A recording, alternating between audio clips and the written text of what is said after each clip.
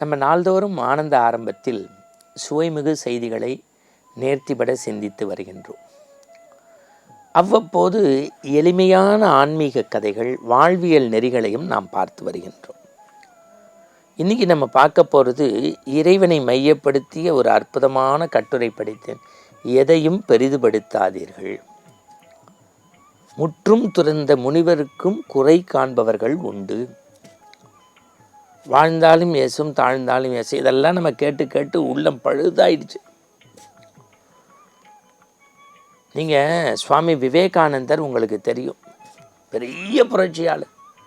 100 வயசுலாம் வாழலை. ஒரு 32 ஆண்டு காலம் இந்த மண்ணுலகில் புரட்சியை செய்தவர், காவிக்கே புனிதம் தந்தவர், எழுமின் விடுமின்னு புதிய பாரதத்தை, அகண்ட பாரதத்தை அமைத்தவர்.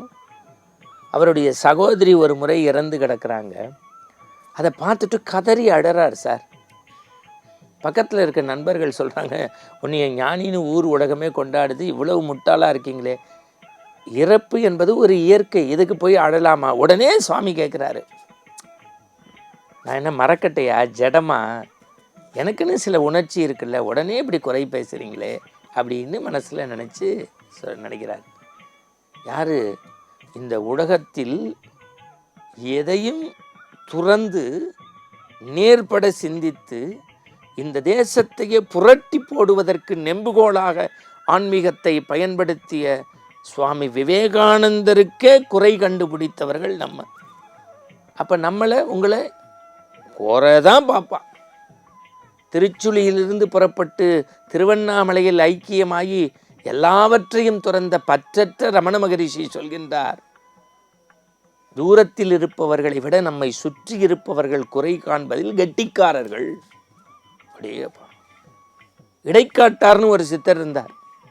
எப்பொழுது குறை காண்பதை மனிதன் விடுகின்றானோ அப்போதான் நிறைவான வாழ்க்கை பெற முடியும்.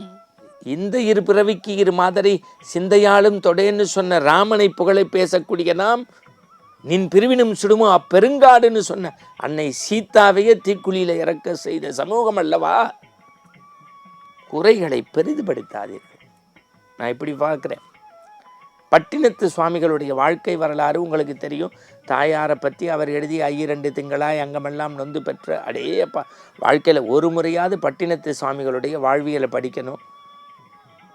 அதை விட சிறப்பு என்னன்னா, பசித்திரு தனித்திரு விழித்திரு என்று வாடிய பயிரை கண்டபோதெல்லாம் வாடினேன் என்று சொன்ன வள்ளல் பெருமானுடைய அருட்பாவிலே அருட்பாவா மறுப்பாவான்னு பெரிய சர்ச்சையெல்லாம் நீதிமன்றத்துக்கு இழுத்த சமூகம் இது. அப்போ குறை காண்பதுங்கிறதையே கொள்கையாக வச்சுருப்பான். சில பேர் பாலிசி டிசிஷனாக வச்சுருப்பான்.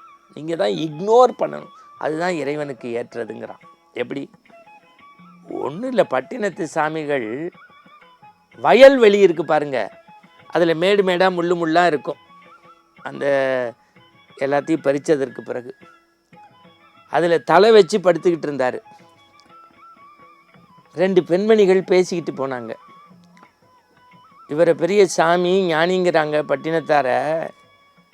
அவருக்கு பாரு எதமாக தள்ளில் அந்த அக்கு பஞ்சர் மாதிரி முள்ளு முள்ளாக இருக்கும்ல, கொஞ்சம் சுகமாக வயமேட்டில் படுத்திருக்காருன்னு சொல்லிட்டு நீர்நிலைக்கு தண்ணி எடுக்க போனாங்க.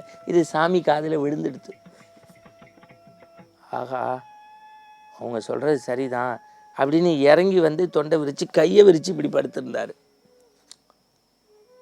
அவங்க தண்ணி குடம் எடுத்துகிட்டு போகும்போது சாமிஜியை பார்த்துட்டாங்க. இப்போ மட்டும் என்னவா, அதை விட மெத்துன்னு இருக்க கையை தலைக்கு வச்சு படுத்திருக்காங்க.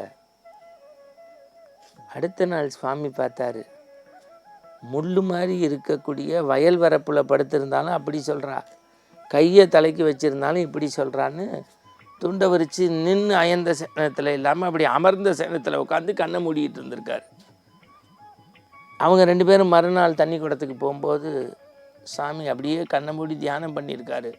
இவங்க 2 பேரும் பேசியிருக்காங்க. இவரெல்லாம் முற்றும் துறந்த ஞானிங்கிறாங்க. 2 பொம்பளை என்ன பேசுகிறாங்கிறத காது கொடுத்து கேட்டுக்கிட்டே இருந்து தான் ஒவ்வொரு நிலையாக மாறாரு. இதுக்கு மேலே ஒரு மனிதன் என்ன செய்ய முடியும்னு நீங்கள் யோசிங்க. படுத்தா முள்ளு படுக்கையிலையும் தப்பு, கை வச்சு படுத்தாலும் தப்பு, எந்திரிச்சு உக்காந்தாலும் தப்புன்னா குறை காண்பது என்பது மனிதனோடு கூட பிறந்தது நண்பர்களே. பட்டினத்தார் சொல்றார், குறை குறை குறை குறை குறை குறை.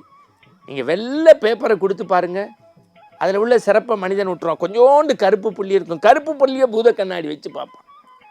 நான் உங்களை கைகூப்பி கண்ணீர் மல்க கேட்டுக்கொள்கின்றேன், பிறருடைய நிறையை எடுத்துக்கொள்ளுங்கள், குறை காண்பதை குளிதோண்டி புதையுங்கள். அதுதான் வாழ்வின் வசந்தம், ஆனந்தத்தின் நிரந்தரம்.